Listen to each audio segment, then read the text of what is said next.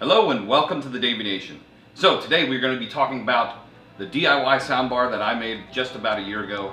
Is making a DIY soundbar the way to go? Because it's DIY. Sometimes people put these fantastic projects together and they don't last. Or they do and they're way worth the money. Stick around and I'll tell you how mine turned out.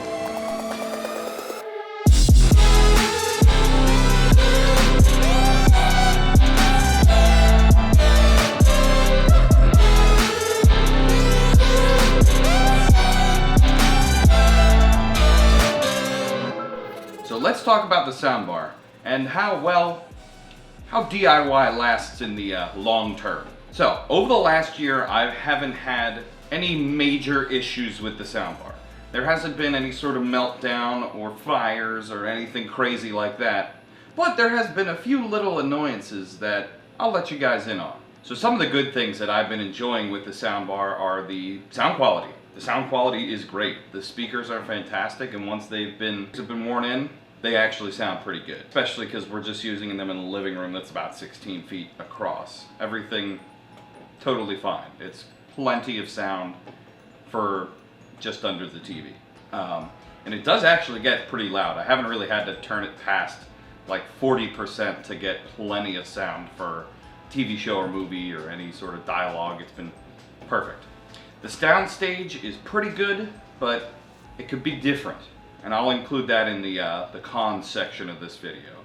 It's also a pro, if you build it the right way, which I don't think I built it quite correctly. The cost is one of the biggest pros for the soundbar in this one because the cost was just under $200 for everything. The power and everything, it was all relatively cheap compared to something like that I would have considered the alternative as like the Sonos Beam, which is like $400. So I would say it's definitely worth that, but doesn't have nearly as many creature comforts as the newer, more expensive non-DIY stuff is. So one of the other pros I have is the speaker's able to be transformed. So I actually added feet onto the back of the speaker to be able to put my TV on top of it, but it actually ended up being way too tall. So we ended up putting it under the TV in a shelf and pulled it a little bit farther down, which totally worked. And I could take those feet off and make the soundbar a little bit shorter. That is one of the things that you won't get with a off-the-shelf option. So overall, for the pro side, I think it's been a great speaker. It definitely works for my situation, which is I don't have any ARC going to the soundbar. It is just an analog 2-channel signal going to the soundbar. That's it. I also have a switcher in there that it's just a AB switcher with a toggle switch that I can use my record player with. Now on to the cons of the full year with the soundbar. So the soundbar, like I said, has been working great for our situation, but there are a few creature comforts and I noticed a few little things that could be better. The on-off switch, we have just an analog on-off switch, which and you can imagine gets left on occasionally. You just forget. You watch a movie, you fall asleep, you walk upstairs, soundbar's on tomorrow morning. Now, has it been left on for a weekend? I think once. Has it burnt anything down? No. There's been no issues with any power or any sort of fires or anything. Could it? I don't know. Probably. There is a heat sink on the electronics in there, so I'm assuming it's okay, but it's one of those things that when you're building a DIY project, it is one of those things you think about. If you leave the Sonos on for a week or two, probably doesn't matter. Or has some sort of software to turn itself off if there's some sort of issue. The other thing that I didn't put in there was a way to wirelessly turn it up and down or have the volume control. So this is kind of the love-hate portion of this where I think that's fine.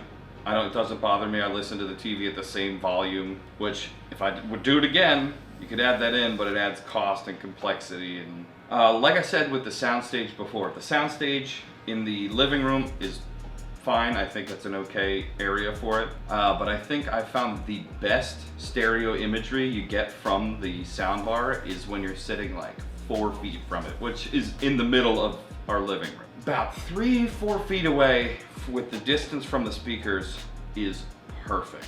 It sounds like you're in the movie, which I definitely did not set that up correctly. The sound bar, to make it the sound stage be like a left-right sound stage with our little setup, would have to be way wider. Or you'd probably then, and when you get them wide enough, you'd want a center channel. So for what it is, it produces plenty of sound, but if you had it on like a desk, it would be like primo. But for the TV, it's fine. So it's a con, but it's also a pro if you build it correctly. I think for TV and for movies, if you want it to be a more full sound experience, it definitely is lacking in the low end. There is definitely a cutoff at a certain point that doesn't really give you any low end. It's fine for watching TV, but for a big movie, like a monster movie or something like that, it's not gonna give you what you want. You're gonna want some sort of dedicated subwoofer or build the system with a sub out. But for our area where it's real small and doesn't have much space for stuff, I think the 2-channel is just fine. But a sub would definitely round out the package a little bit better. So another one of those cons is kind of, again, repeating itself, cost and size. The size could definitely be smaller, but you need to add ports to it. I added extra baffles, which are the second speaker sets. Those are unpowered speakers, or that are just diaphragms, so that instead of having a baffled on it for air to come out of the cabinet, it should radiate the rest of the sound out. It's one of those things that when you're designing it, I probably could have designed it a little bit better. This was one of my first speaker bar builds, so it came out how it did, and I think it sounds fine for the price and time I put into it. This is why good audio equipment costs a lot more money. There's a lot more R&D put into these products. So overall, I think the do-it-yourself speaker bar that I made still fits and suits my needs. Do I recommend it to everybody with specifically the decab and Dayton audio setup? Yeah, I think the speakers are fantastic, and if you build them in an enclosure that meets your needs, it's good to go. I've had no issues with the electronics or speakers. Those have been fantastic. As for the do-it-yourself exterior and everything like that, we have it pretty tucked away, so it looks nice when you look at it and walk away, but it's definitely a 3-foot job where from 3 feet away, it looks fantastic. 10 inches away, you could see some imperfections and stuff you might not see on a off-the-shelf option. So if you need something that looks very, very nice and you're not some sort of fantastic craftsman, unlike me, buy it. You're gonna save yourself a world of just, I gotta look at that all day. Getting an off-the-shelf option will make it look nicer for longer. So those are kind of my thoughts on how the whole speaker bar experience has gone over the last year. I think it's great. It's great for vinyl. The speakers and the electronics have been fantastic. We've had no issues. But again, it comes down to you're gonna wanna build and do and spend the time the way you're gonna want it. But that's really all I got. The sun's setting behind me, and I'm hoping my camera actually adjusted the ISO. I hope it did that. This is all I have for you guys this week. I'll see you guys next week. Davey out. Yeah. Oh yeah, the new kitchen. Hopefully it'll be done in the next 2 weeks. It's oh man, is it a project. We did a whole weekend of demo, and it's starting to look better, but the guys that are doing it for us we're getting the electrical inspection Monday, and hopefully we'll be wrapping it up in the next 2 weeks so that we can get back to regular scheduled programming.